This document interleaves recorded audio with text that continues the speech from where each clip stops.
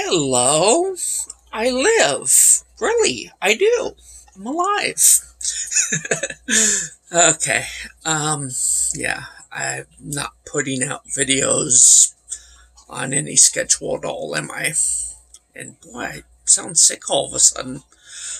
I feel fine, but uh, no, there's a little bit of a scratch. I hope I'm not coming down with anything. But yeah, I just noticed a scratch in my voice. Okay, whatever, I'm over it. Really. I am. Okay, so these are not orchids. If I fooled you, well, maybe give up on growing orchids because, yeah, these are daffodils. Boy, I almost called them tulips. Wouldn't that be silly? Yeah, these are daffodils. Two different species. I believe this nicer one is, yeah, I keep trying to get too close. I'm used to the old phone. This nicer one, I believe they call a double tulip. I knew I was going to do it. Double daffodil. And this other one looks like, I don't know, a normal, although seems to be an awful lot of fringe on the bell there. I'm not sure. The one I'll call normal came with a whole bunch of pots that a lady was giving away, along with the dirt and whatever was planted in them. She didn't mean to give this guy away. It was just the one daffodil. I really want to call them tulips. The one daffodil that she didn't find. It was like a seedling. If a seed had gotten into the dirt inside the pot and started growing. So it was like immature after I got it home. A couple of years I got leaves. And then this is the first flower. I've had the pots for 3 or 4 years. This is the first flower. So the bulb had to mature enough to bloom. So yeah, that would explain why she didn't find it. I suspect that she really likes these guys and was pretty thorough because, yeah, I've had the pots for at least a couple of years now, and this is the first bloom. So it was a baby, and the double here, that is not a mutant petal. I can see what looks like it might be a mutant petal. It's not. It's two different petals playing tricks on your eyes. Optical illusion, maybe? If I go like that, it still kind of looks like a mutant petal. Anyhow, this is what I believe from 5 minutes of research to be a double daffodil. I picked it a little early, I believe, because, the normal, or at least what I'm calling the normal, is it's in its prime. The double was a little bit behind it, but, I seized the opportunity for this idea. And the idea that I'm getting to actually has nothing to do with daffodils. And you might think it has something to do with tulips. I keep trying to call them. No, it has nothing to do with tulips either. It has to do with asparagus. Yeah, yep, asparagus. So I got a normal daffodil and a double daffodil. Like I said, the normal came from the pot deal I got. Amazing deal. A whole bunch of pots and dirt and flowers for free. The double came from a Costco's parking lot. Somebody had lost one of the bulbs. I suspect they bought... Oh. My dog. I suspect they bought more than one, but one got away. It was laying in the parking lot. I picked it up, and I told my friend that I was with, I said, I hope this isn't a daffodil, because I really don't like daffodils.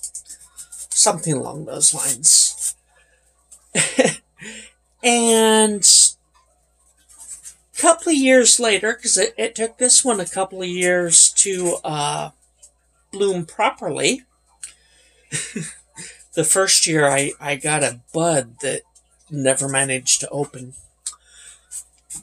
But when it finally did succeed, I see this double daffodil. To me, it looks more like a yellow rose. So, I found my favorite daffodil. I like it. The other one, I can take it or leave it. So now, 6 minutes into the video, and I'm just getting to the asparagus. My word. The idea comes from a lot of asparagus videos that I see. The idea is when to pick your asparagus, when to stop picking your asparagus, how many years should you let your asparagus grow before harvesting it. Now, I don't have any asparagus. Tasty plant. But as far as making videos about it, boring to look at. So, yeah, even daffodils are more enjoyable to look at than asparagus shoots, right? And I don't like daffodils. Or at least I didn't. So, start kind of in the reverse. How many years should you let your...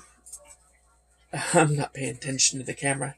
How many years should you let your asparagus grow before you take your first harvest? And that can be difficult. People say different things. Well, my idea of caring for asparagus that I don't have never grew, but the idea holds true.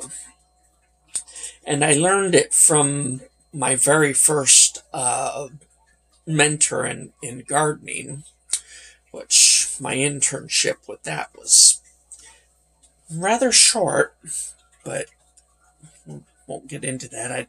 I don't want to cry today. Yeah.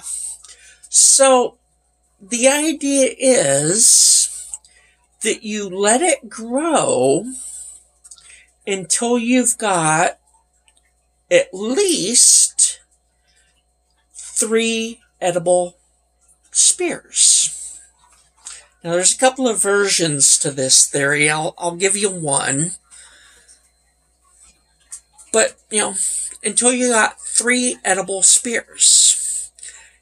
And at that point, you can harvest 1/3 of the crop. So that means you get to eat 1. Boy, what a meal that is. You will be full when you're done eating 1 asparagus spear. Just stuffed, I'm telling you. So, if you got 3, and, decent enough that you can pick it and eat it, you get to eat 1. And that's more than enough, right? Now, let's say the next year the plant doubles in size, and you get 6 edible spears of decent size. Well, now you really get a feast because you get to eat 2. Right? 1/3 of 6 would be about 2. Yeah. We're feasting now. You could eat two. But I think you can see where this is going. For every 3 edible spears, you can harvest 1, or 1/3 of your crop. How easy is that? Well, the reason these guys are representing, the idea of how to harvest your asparagus is because I broke that rule. Not once, but twice, in 2 different ways. The first one, okay, this one down here, Mr. Normal Daffodil, if it is in fact a normal daffodil, flat out broke it. That's the only bloom, one plant, one bloom. I broke it. I took the one and only. Well, that's really not going to harm a daffodil. But if you keep doing that with asparagus, you're just going to burn out the plant and it'll die. Every time you get something that's edible, you take it, you're going to lose your asparagus. But I believe, like everything else that this has worked with, at least things that you can kill, like asparagus, I have done it with some other things. Nothing's really coming to mind other than the chickens. Used to harvest some of our chickens and eat them, and if you take 1/3 of the flock, it's sustainable, provided you got at least 1 rooster and brooding hens. So it works with chickens, and that's the only thing coming to mind right now. But I see no reason why it shouldn't work with asparagus, even though I've never grown it. But yeah, this one, I took the 1 bloom from the 1 plant. Not too worried about it because, there's no display on that plant anymore. But I don't think it's going to harm the bulb or the plant. Now, this other one, there is 3 more buds out there. So technically, I only took 1/4. But it kind of counts, 1 from the edible blooms. Not saying daffodils are edible, but 1. Didn't break it as bad because there's still 3 buds that will open and mature. Well, I hope they'll open and mature. So you can do it that way too.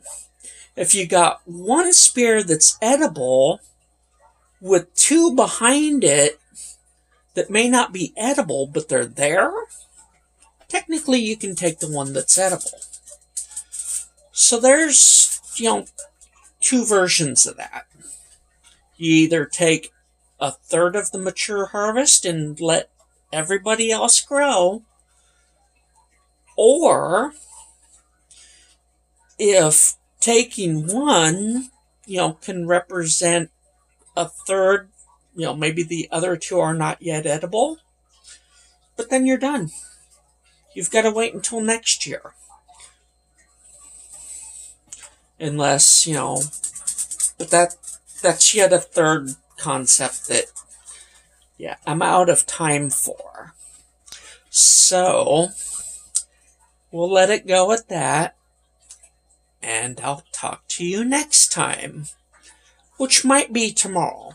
Well, this probably won't get released until tomorrow, so the day after.